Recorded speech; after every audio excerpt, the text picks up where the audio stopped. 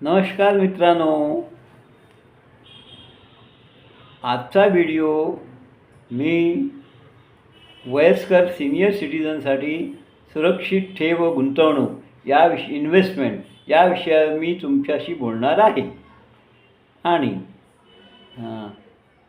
सुरक्षित गुंतवणूक कुठे करावी असे विचार करीत असाल तर मी माझे मत तुम्हाला सांगणार आहे. सर्वांना योग्य सल्ला व्हिडिओ माध्यमातून मी तुम्हाला देणार आहे. पहिली गुंतवणूक म्हणजे पोस्ट ऑफिस.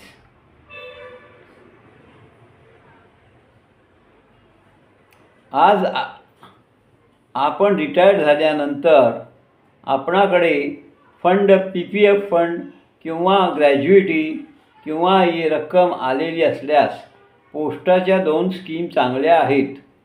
सरकारी आहेत, केंद्र सरकारच्या स्कीम आहेत काय. तर असे माझे मत आहे. पहिली म्हणजे MIS म्हणजे मंथली इन्कम स्कीम. आणि ज्यामध्ये आपणास 1000 रुपयापासून ते 15 लाखापर्यंत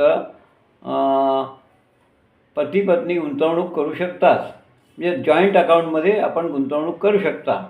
तर त्यातून तुम्हाला मिळणारे व्याज हे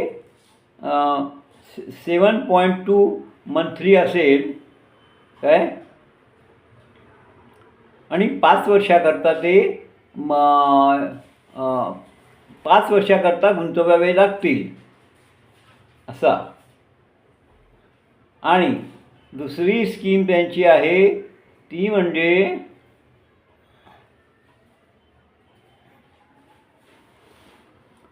दुसरी स्कीम 30 लाख गुंतवल्यास तुम्हाला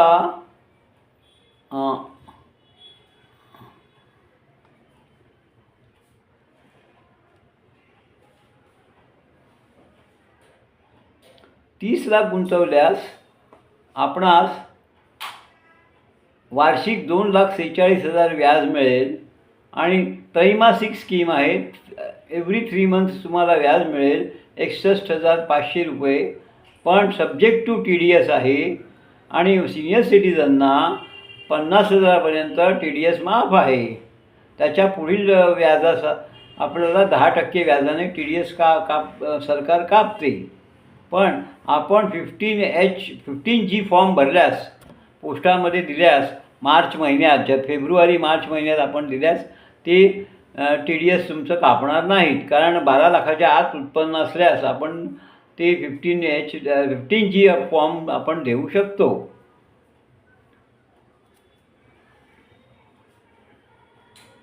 आणि त्या त्रैमासिक स्कीम जी आहे त्याला व्याज 8.2 आहे. त्यामुळे मंथली जी आहे ती 7.2 आहे काय. आणि ही सुरक्षित ठेव आहे असे मला वाटते. पण तुम्ही तुमच्या परीने विचार करावा. आणि जवळच्या पोस्ट ऑफिसमध्ये सेविंग अकाउंट ओपन करून आपण रक्कम ठेवू शकता काय. आणि दुसरं, बँकांमध्ये सुद्धा तुम्हाला 6 ते 7% व्याज मिळेल. चांगल्या बँकांमध्ये पैसे गुंतवा. आणि इतर ठिकाणी गुंतवल्यास फ्रॉड होऊ शकतो काय. कारण हार्ड अर्न मनी ही आपण इतर ठिकाणी गुंतवू शकत नाही काय. आणि त्याच्याशिवाय काही कोऑपरेटिव्ह क्रेडिट सोसायटीज आहेत. त्यात थोडी रक्कम टाकल्यास ते त्यांच्याकडे पण चांगला परतावा मिळतो. 1% जास्त मिळतो काय. तर आणि RBIच्या नियमाप्रमाणे 5 लाखापर्यंत RBIने हमी घेतलेली आहे असे RBIचे म्हणणे आहे.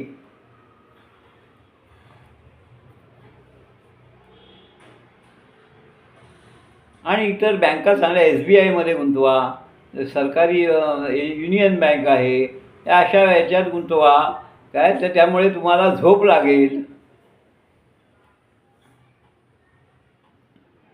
असे माझे मत आहे. आणि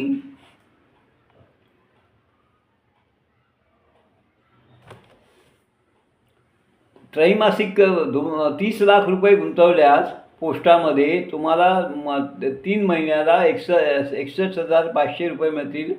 पण वार्षिक तुम्हाला 2,46,000 मिळतील. सिनियर सिटीजनला 50,000पर्यंत TDS कापला जाणार नाही. उर्वरित रकमेस TDS कापला जाईल. त्यामुळे तुम्ही रिटर्न फाईल करून परत घेऊ शकता किंवा 15G फॉर्म पोस्टात देऊ शकता, तर तुमचे TDS कापले जाणार नाही. नाहीतर ते TDS 14-15 हजार रुपये कापले जातात काय. तर त्यामुळे ही खबरदारी आपण गुंतवणूकदारांनी घ्यावी असे माझे मत आहे. हो. आणि